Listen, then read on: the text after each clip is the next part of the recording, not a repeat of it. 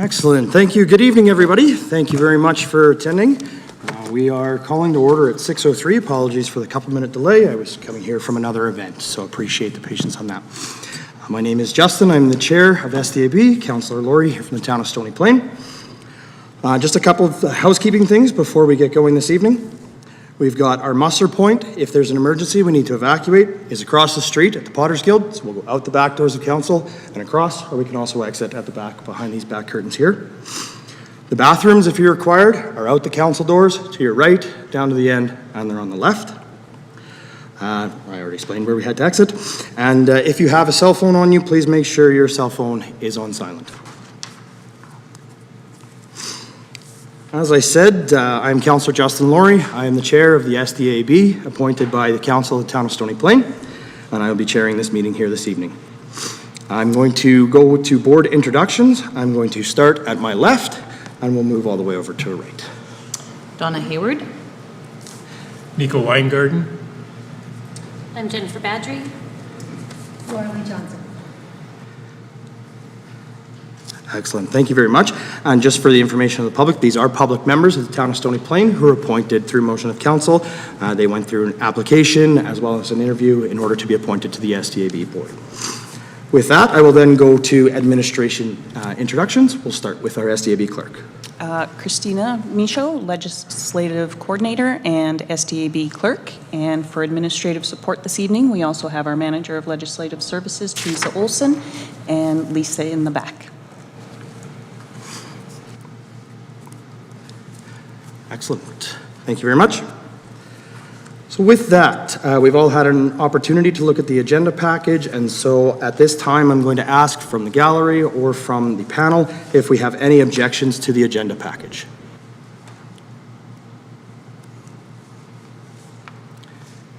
Seeing none, I'll ask our administration, are there any additions, deletions, changes to the agenda? No, Mr. Chair. Excellent. Thank you very much. Is there anyone present who would like to request a postponement of the hearing? Seeing none. With that, I will ask the panel if I may get a motion to adopt the agenda as presented. Mr. Weingarten? Thank you, Mr. Chairman. I move that we adopt the agenda as presented.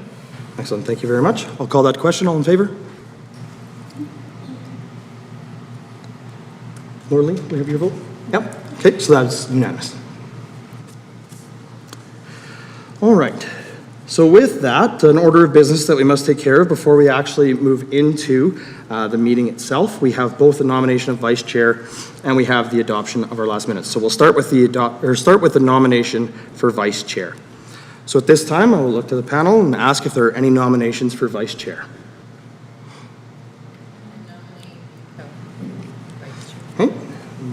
So Donna is nominating Nico. Nico, will you let that nomination stand? Yeah. Excellent. Thank you very much. As per process, we'll go through additional calls. So are there any additional nominations for vice chair? We'll call a second time. Any additional nominations for vice chair? And finally, a third. Are there any additional nominations for vice chair? Seeing none, may I have a motion that nominations for the vice chair cease?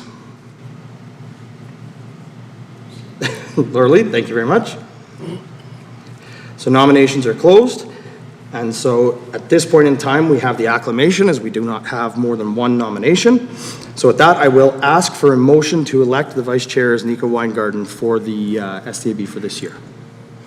Motion. Sabrin? Excellent. And with that, I'll call the question. All those in favor? Carried unanimously. Thank you very much. All right. With that out of the way, we are on to number 5. Included in our agenda package were the minutes from the last Subdivision Development Appeal Board meeting from November 3rd, 2022. Everybody should have had an opportunity to review those, check for any errors or omissions, or if any questions. So at this point in time, I'll just ask, are there any errors, omissions, or questions from those minutes? Seeing none, I will ask if I can get a motion to adopt the minutes from the previous hearing. Hayward? Motion to adopt. Excellent, thank you. And I will call that to question. All those in favor? Carried unanimously. Thank you very much.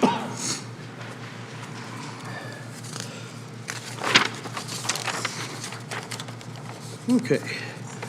So at this point in time, before we open the public hearing, I will go through a little bit of an explanation of the meeting and the procedures so everybody is clear on how we will proceed with that. So this hearing is a quasi-judicial hearing and will be conducted accordingly. This hearing can only consider evidence presented at this hearing. The board cannot accept any presentations or letters after the close of the hearing.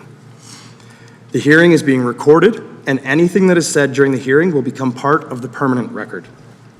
The board will hear from the subdivision authority or administration first.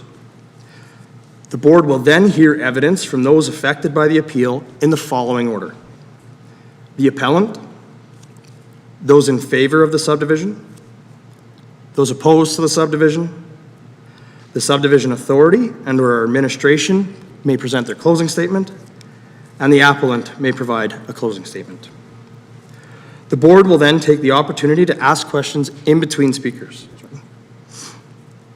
We ask that you please keep your presentations to a maximum of 5 minutes and speak clearly into the microphone. The microphone in chambers here at the seat in front of us, it will not pick up if you are not speaking directly into it. So please place it right in front of you and speak directly into it so that it records the audio and the remainder of the gallery can hear you. Please ensure all comments or questions are directed through the chair. And if your concerns have already been voiced by someone else, please limit your presentations to new evidence only. If you have notes or pictures or any additional written submissions that you would like to present at this hearing, please ensure you provide a copy of your notes, pictures, or records to the SDAB clerk for the record.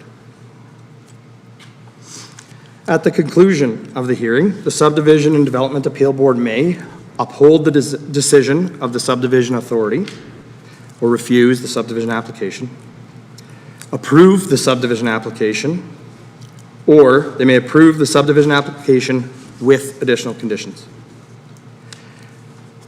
At this point, that's the outline of the process. Does anyone have any concerns with the process as it has been outlined?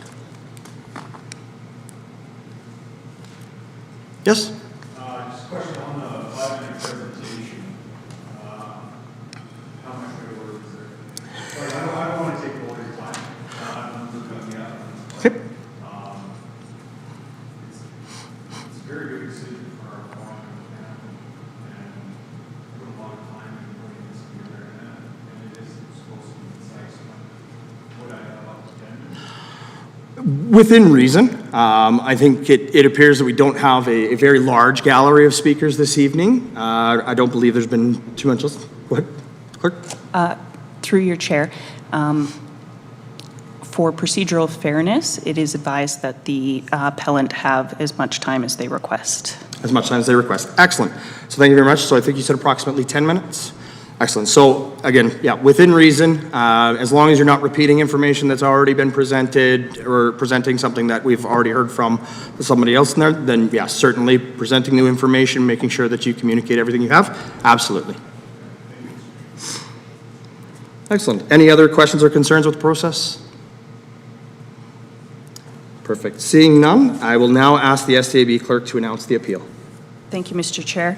Announcing the appeal for the refusal of a subdivision application for subdivision application number 2022 SPT02, located at 53026 Range Road 11, portion of northeast quarter of Section 2, Township 53, Range 1, west of the 5th Meridian. Excellent. Thank you very much.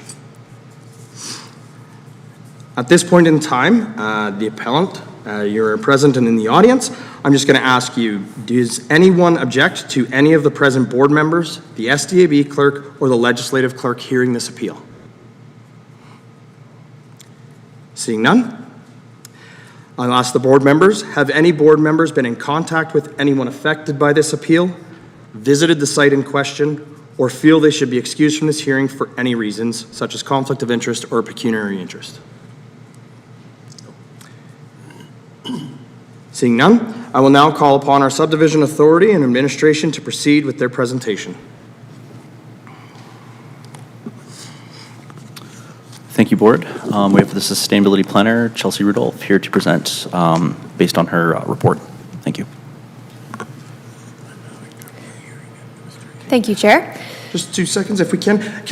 With administration as well, obviously we know the situation with the microphones in here. Can we be very clear to speak into the microphones and try and project our voice just to make sure all panel members can hear and the audience as well?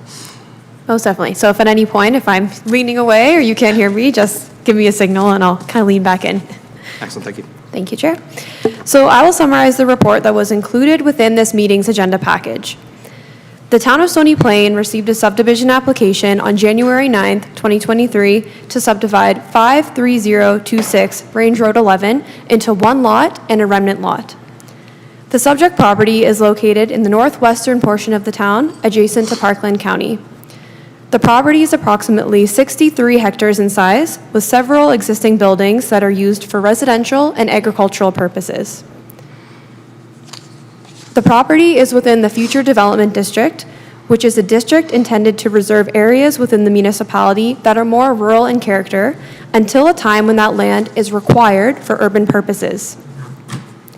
Development in this district must be consistent with the future development concepts within the town's municipal development plan, and land within this district is normally redistricted to other land use districts subsequent to the approval of an area structure plan and prior to the endorsement of a proposed subdivision.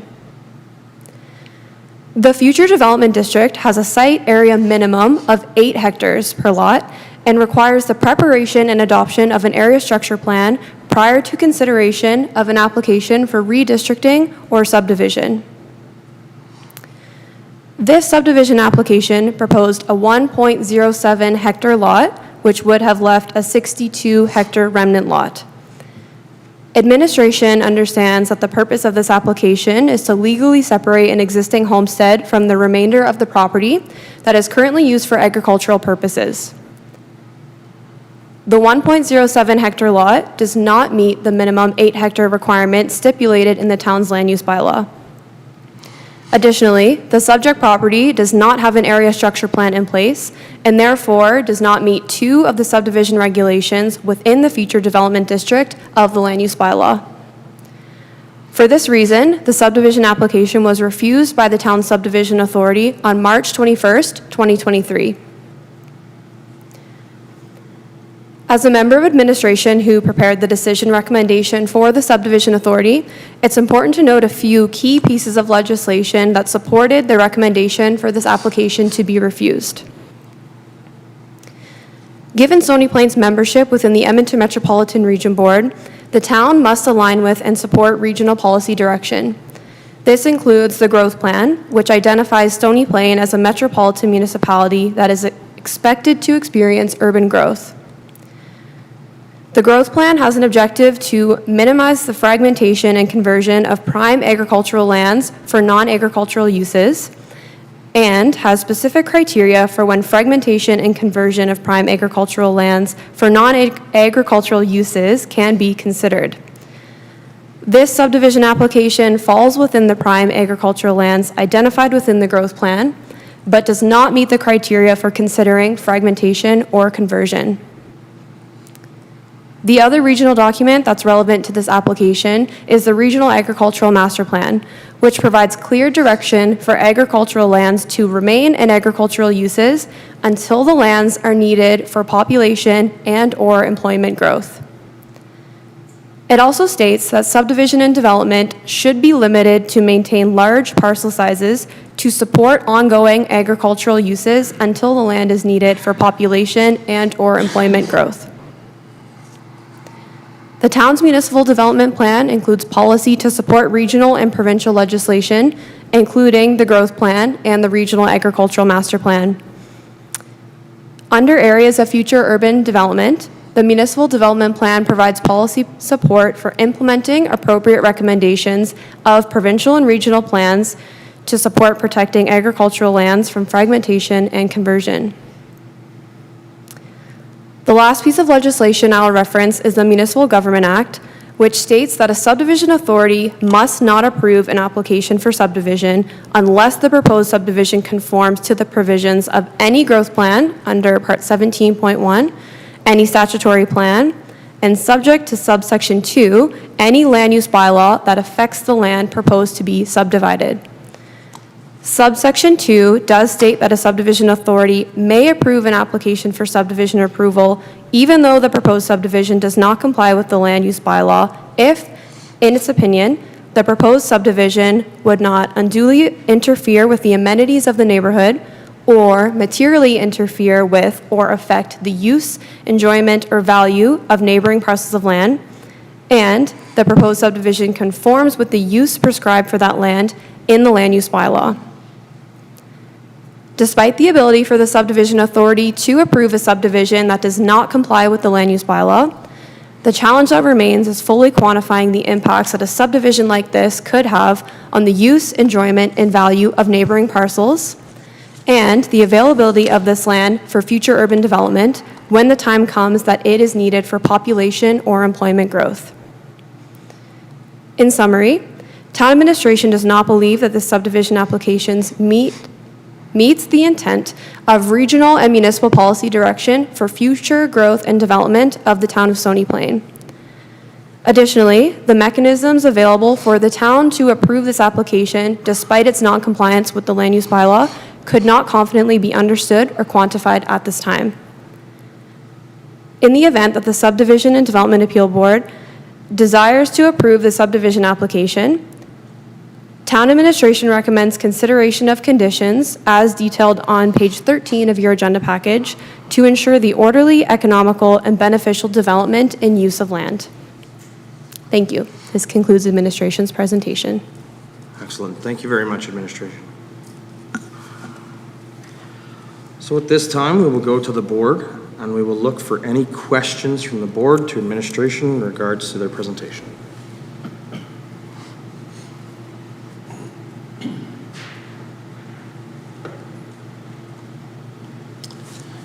Seeing none, I do have one to the administration, or to the subdivision authority, actually this one would be.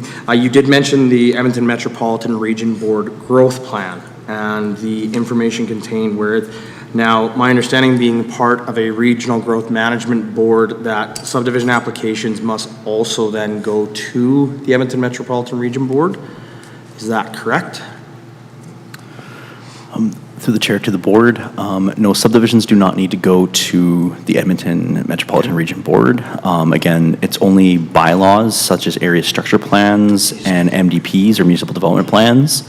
So statutory plans do need to get approved by them when they meet certain criteria as per the growth plan.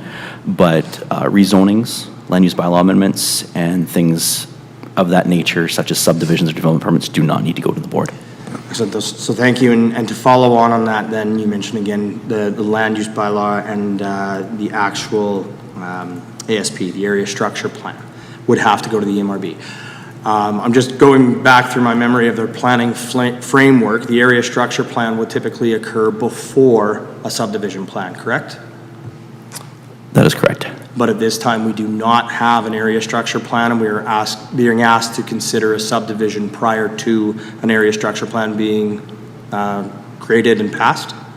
That is correct, and that's one of the ways that the land use bylaw has the FD district, is it requires changes to that district to urban districts to have an area structure plan generally in place to ensure that we follow some of the regional policies and requirements of the Edmonton Metropolitan Region Board.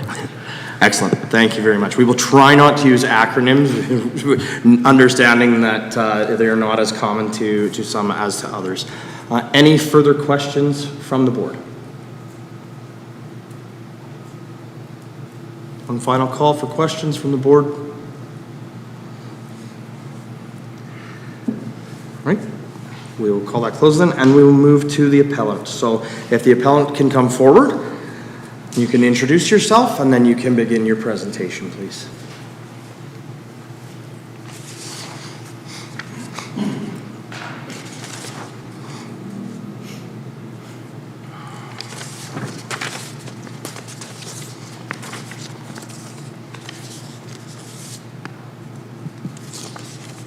I'll just check this. Is this okay? Is this close? Yeah. This is better here? That's really good there now. Okay. Yeah. Sounds really good. Do I have to press this button as I want to advance slides? Okay, thank you very much. Okay. Thank you, Mr. Chair and board, for being here. I know how much time it takes to be part of different boards and part of many myself, and it takes commitment, and I appreciate you being here. It's, as I mentioned earlier, it's really important to our farm, this decision, and our family moving forward, and so I'm thankful for your time here and whatever decision you may render.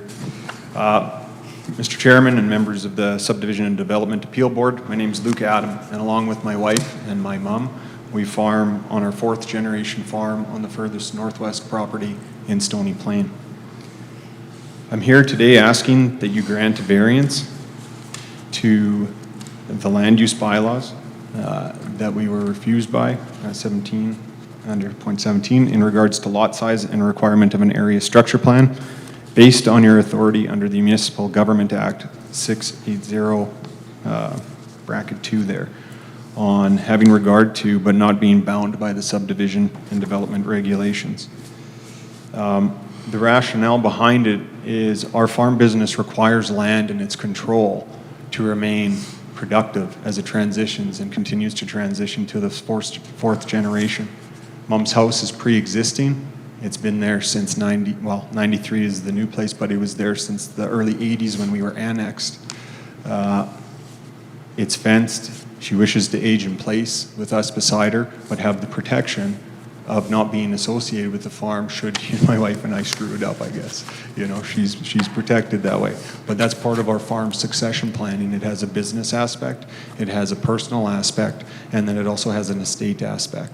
And so we would like to have that subdivision so Mom can then have that if she needs to move further into town for further assistance. She has that asset to sell, and currently she couldn't because we'd have to sell our whole land. The town of Stony Plain has an opportunity to receive additional tax for property that it's not currently collecting on an existing dwelling. So our plan, we feel, is very mutually beneficial to all involved.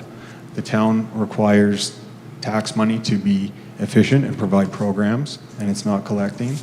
We require land for our business to remain in our control moving forward, to be productive until it is required for urbanization. And we're aware of that. We were annexed in the 80s. We knew this day would come, or it will come one day. But we need to make sure that our future is sustainable there until that land is needed for urbanization. And we feel that we kind of have the other side of the coin to administration on protecting prime farmland from development. So a little site context here for you. And I thought the package had a good one too, but aerial here. On the left picture, the green is Mom's property right now, and the other blue boxes are actually houses that are already present on our road. And then on the right is our farm in the middle of the picture, and then Mom's property, and the subdivision that was already taken out in the 70s prior to, obviously, all these extra requirements under the Edmonton Municipal Regional Board. Mom's house zoomed in on the left, but then also look from the road. So you see it's rolly, it's trees, it's pasture land. In fact, Mom and Dad built there off of Grandma and Grandpa's place because it was pasture land. It's not, it's designated prime farmland, but it's pasture land. It's rolly, it's better for cattle. It's got wetland just to the right of that picture. It's got a municipal address already. It was built there for a reason. We know farming, we know it's prime, and so that's why it was put there. The administration mentioned the EMRB, but to avoid I can't think of the thing, but the Edmonton Municipal Regional Board. In its growth plan, it does talk about minimizing the fragmentation and conversion of prime farmland, but we're looking at it from a different point of view. We're saying, yeah, we want that too. We want to keep that prime farmland in our control until it's needed. And taking, we use hectares, but we use acres. So 1 hectare sounds like it's small. 8 hectares sounds like it's small, but that's 20 acres of land. 1 hectare is 2.65 acres. So we have somebody that's approaching 70, not needing 20 acres of land to take care of, receives no financial benefit to sell anything over 5 acres. And in fact, in the documents I presented, you'd seen a market evaluation. I think there's about a 20% increase on the base. So there's no financial impact for that. And you have a farm that needs that land to require to continue for future generations. And if the town's not ready for urbanization and my kids want to be part of farming, to have somebody else have that property and then fence it off and put cows there or not let us there or let it go to weeds, that's not managing soil well either. So it's not necessarily creating a situation where it supports these policies. And 6.13 goes into that, but I won't reiterate that again. Under the Regional Agricultural Master Plan, it talks about having a healthy and expanding agriculture sector and the value that this agriculture has to our community. It's second only behind oil and gas, and we're trying to protect that. We're just on the other side of the coin. We're not looking to protect a developer 30 years down the road who, if they find value in 2.6 lands, they'll buy it, they'll develop it. They're talking about putting 17 houses on per acre. You're telling me that somebody can't find value in 35 houses on 2.5 acres, even with a little bit carved out for green space and everything? Maybe my numbers are off, but I think there's value there if a developer wants to buy it 30 years down the road.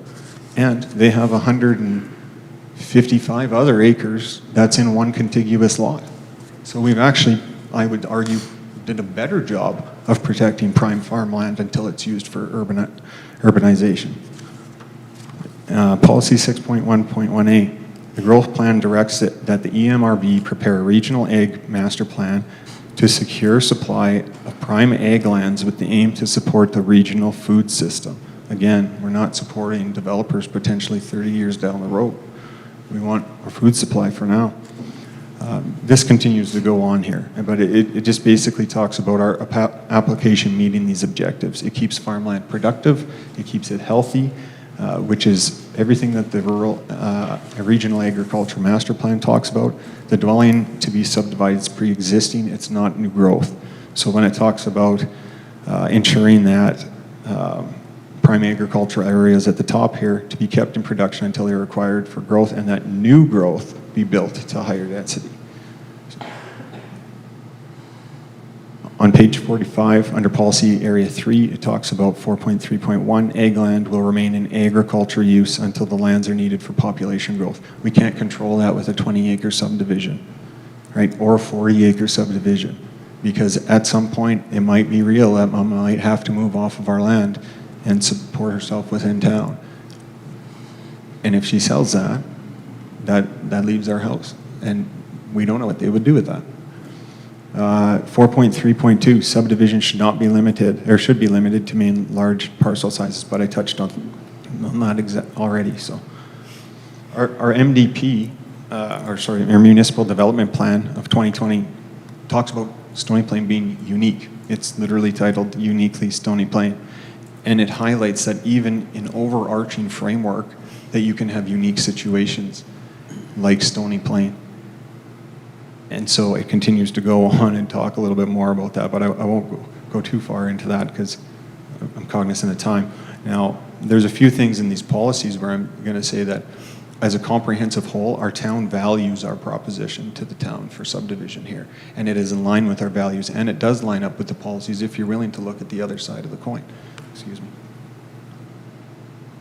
With our governance and partners, we cooperate with our neighbors to creatively and carefully direct development that is consistent with community values to make wise choices for effective resource use.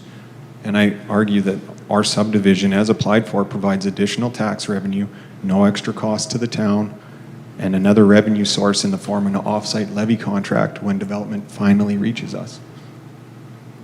Working with neighbors and stakeholders. This is a little bit more in terms of intermunicipality stuff, but it talks about working to the mutual benefit of everyone. And I don't see why that doesn't apply to its own citizens. And the town will foster and strengthen partnerships with businesses. I would hope that that includes farmers. We are your longest running businesses in town. Our farm has been there since 1908.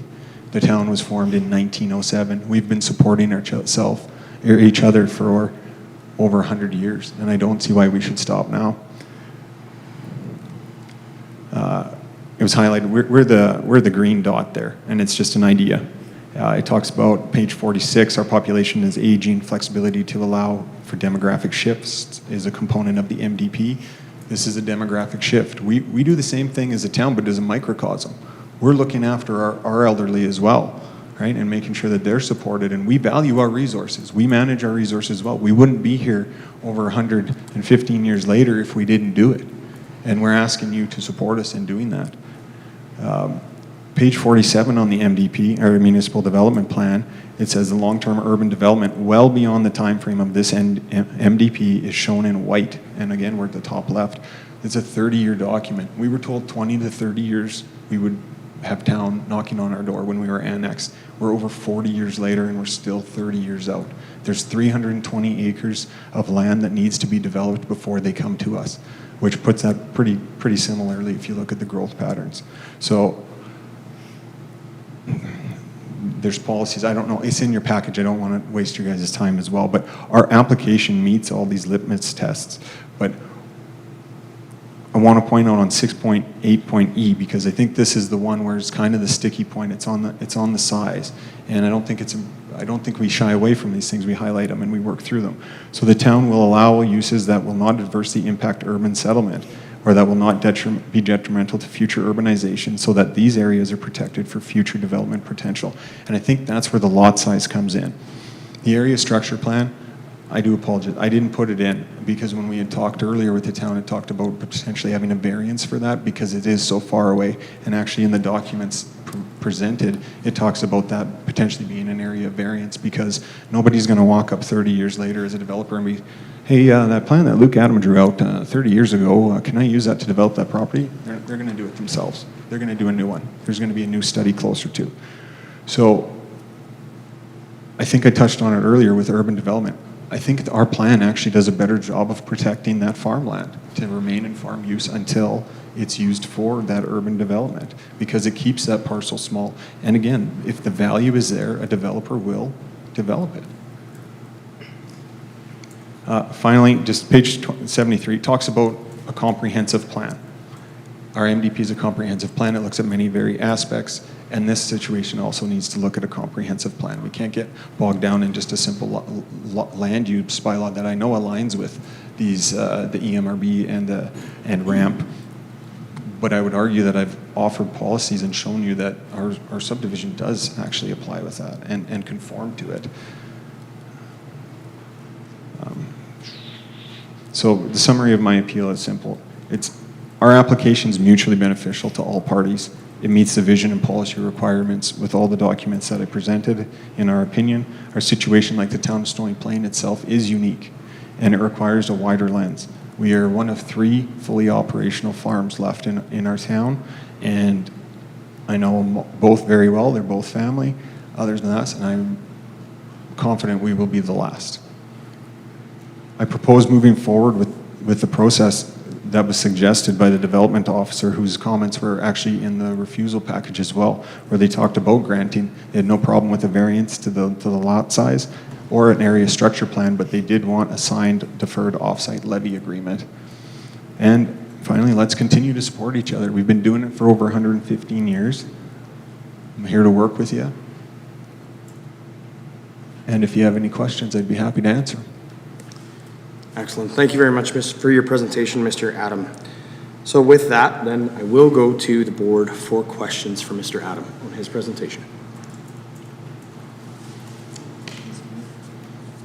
Questions? Yep. Mr. Weingarten, go ahead. Thank you, Mr. Chairman. Through you to Mr. Adam. I'm wondering if you could just go back to the slide where you showed your different little parcels of land right at the start of your. Yeah, that one there. I'm a little confused with the left one where everything is. Which is the parcel that's going to be subdivided out on that left side of that screen? Great. Thank you, Mr. Chair. Mr. Weingarten? Weingarten. Weingarten, I'm sorry. No Mr. problem. Weingarten. I've been called worse. Fair enough. So the green box on the top is Mum's property. The one just below that was subdivided out in the early 70s to help a couple get going. And then that's the next quarter section south of that. There's currently a house in that box there, and then another one, an acreage below that. as well. Does that help? So the top two boxes on the left are part of our quarter section, and the bottom two are actually part of the Gertz families who are here tonight. Okay, thank you. Any other questions? I just have one, and now you mentioned again the two boxes there, so you've got, as you call it, Mom's house in the green. The lot that's already subdivided out below, that is not owned by you in any way, shape, or form. That's not a part of your property. And I think you mentioned, was that subdivided out in the 70s? I think I heard you say? Yeah. Okay, so it's not owned by your family, it's not any of that. That was subdivided out in the 70s as its own at that time. Correct, yeah. Okay, thank you. Any other questions for Mr. Adam? One last time. Mr. Adam, thank you very much for your presentation this evening. Appreciate all the information and actually how well prepared and presented it was. Thank you so much. Thank you, Mr. Chair.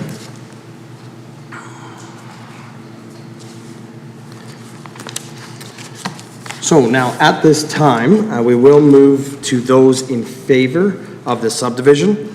So when you come up to speak to the mic, there is a sign-in page there. Please make sure you complete that. Please also state your name clearly for the clerk so that the clerk can document it on there as well. So we'll move forward.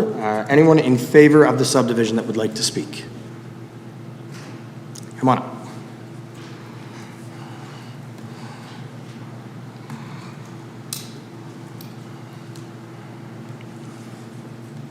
Hello, Council. Mr. Chair, thanks for letting me speak. I'm Will Fraser. I am a neighbor. I live basically due north of the proposed subdivision, and I speak in favor of it.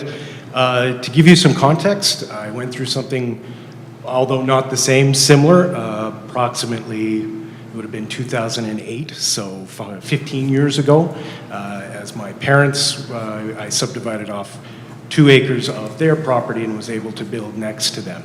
In doing so, it has allowed my parents to age in place where they continue to live there. It also allowed me to have access to childcare as I raised my 2 sons, along with my wife, right next to them. At the time, we, to get the approval, had to be assessed an off-site levy. Now, we understood that this was part of the process, that there was rules in place, and that you had to abide by the rules. But at the time, we were also told that there was a future development plan and that there could be sidewalks and streetlights at any point. The problem with future development plans is that's exactly what they are. They are a convenient placeholder that allows us to punt the football down the road. Now, I don't want to see my road change. I'm completely happy with everything being in the hyperbole of the future. That's fine. But the truth is that there is no future plans for this top corner of the town because the development is not taking place there, nor should it. It really is a lot of wetland and birds and ducks and geese and farmland, and we love it the way that it is. I appreciate the work that Ms. Rudolph did. She interpreted the rules and delivered her decision based upon those rules. And now I'm just hopeful that the wisdom that you guys have is going to be able to be applied to this decision to make the alterations that are needed. Thank you. Excellent. We'll just have you stay there for just a quick 2 seconds, Sure, just in case anybody Yep. has any questions for you. So thank you, Mr. Fraser, for your presentation, and I will look to the board to see if anybody has any questions. Excellent. Thank you very much. Oh, he does. See, the time I don't ask for the second call. So, Mr. Weingart, please go ahead. Thank you, Mr. Chair. Through you to Mr. Fraser. Your property, you say, is due north of the Adam property? That's correct. So you're on the southeast of 11? Yeah, so we would be right on the border between the town and the county. So we're you're in pretty the much county. northwest. You're in the county then? No, we are in the town. We You're are still in town. Town Okay. side. So the Trans Mountain Pipeline runs right through the southern border of my property. So, Okay, thank yeah. you. Excellent. Final call for questions? Excellent. Thank you very much, Mr. Fraser. And I will call again for anybody else who'd like to speak in favor of the subdivision. Do we have anybody else present this evening that would like to speak in favor? Yes, please, come ahead.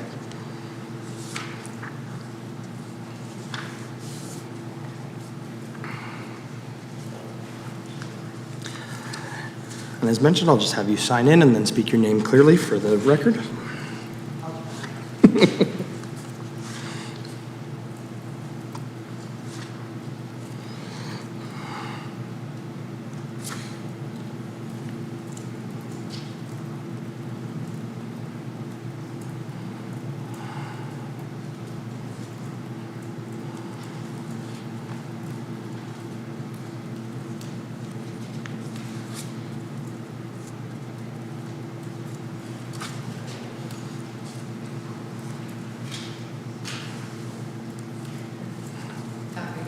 It's okay. Hi, guys. We're the Gertzes. We have a quarter section. See our land there, our house, and we subdivided 5 acres for our son a few years ago. I think 5 acres is fair because it keeps all the houses in a row there for future development and stuff. Like Will said, we live in the country, but with the urban part of Stony. There is no future development. We've been trying to sell our quarter for a while now. It's just not viable there because we're west of town. The town's not developing out in that area. We've paid high taxes. Half of our road is town and the other half is Parkland County.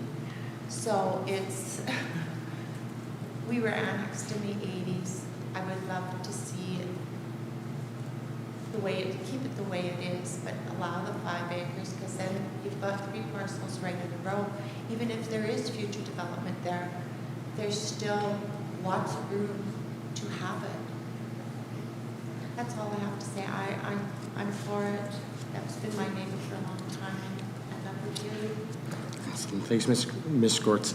And let me just ask the panel, do we have any questions? And thank you very much for your comments this evening.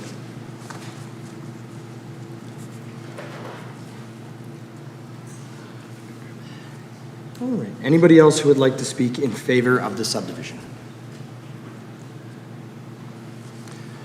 We'll call again one last time. Is there anybody else present in chambers who would like to speak in favor of the subdivision?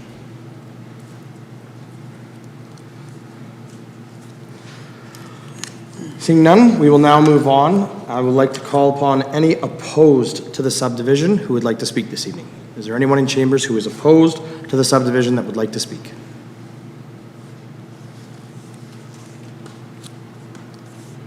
We'll do one final call. Anyone in chambers who is opposed to the subdivision that would like to speak? Excellent. Seeing none, I will then ask, does the subdivision authority or administration have any closing comments? Yes, through the chair to the board. The subdivision authority's decision to refuse a subdivision application is rooted in municipal policy and regional and provincial legislation. With the recent updates to the Edmonton Metropolitan Region Growth Plan and introduction of the Regional Agricultural Master Plan, town administration is working to ensure the direction, objectives, and policies within these regional documents are supported and implemented at the municipal level. Prematurely fragmenting existing agricultural lands presents challenges when designing and constructing efficient neighborhoods that meet the development standards that are in effect at the time when development takes place, which is why the subdivision regulations in the future development district include a minimum lot size and requirement for an area structure plan. Administration would once again like to take this opportunity to reiterate that if the board wishes to pursue approval of this application, that they take careful consideration of the draft conditions that have been provided on page 13 of the agenda package. Thank you. Excellent. Thank you very much. Does the appellant have any closing comments?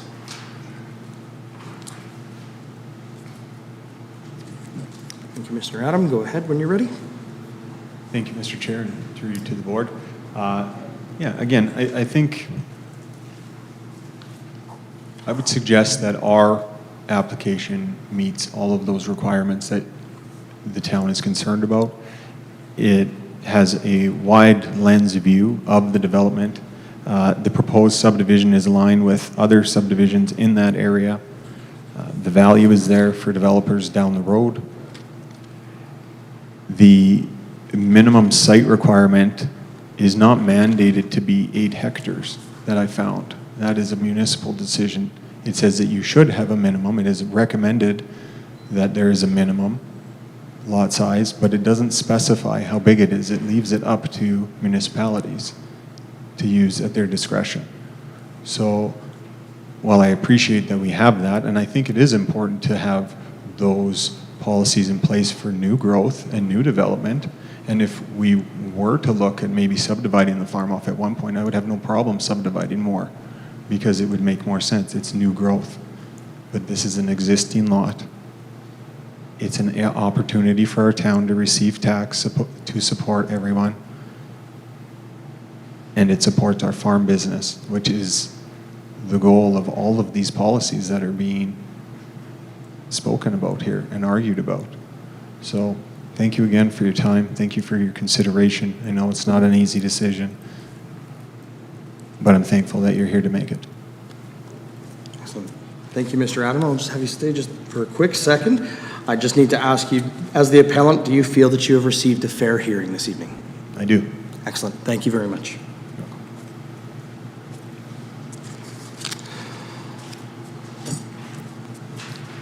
So with that, in accordance with provincial legislation, the board is required to hand down a decision within 15 days from the date of today's hearing. No decision is binding on the board until it is issued as a written decision. With that, the hearing itself is now closed, and the gallery will be excused. The SDAB clerk and legislative clerk will remain in chambers as the board deliberates and formulates a decision, and then that again will be communicated in writing within 15 days. So the hearing is now closed. Thank you very much. We'll take a quick 5-minute break.